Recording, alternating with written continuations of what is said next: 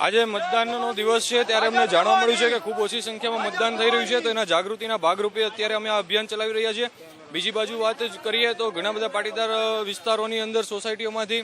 મોટાભાગના લોકોના નામ કમી કરી દેવામાં આવ્યા છે અને લોકો મતદાનોથી વંચિત રહ્યા છે, તો એના વિરોધની સામે અમે આ લોલીપોપ વિતરણ ને થાળી વગાડવાનો કાર્યક્રમને બધું રાખેલું છે।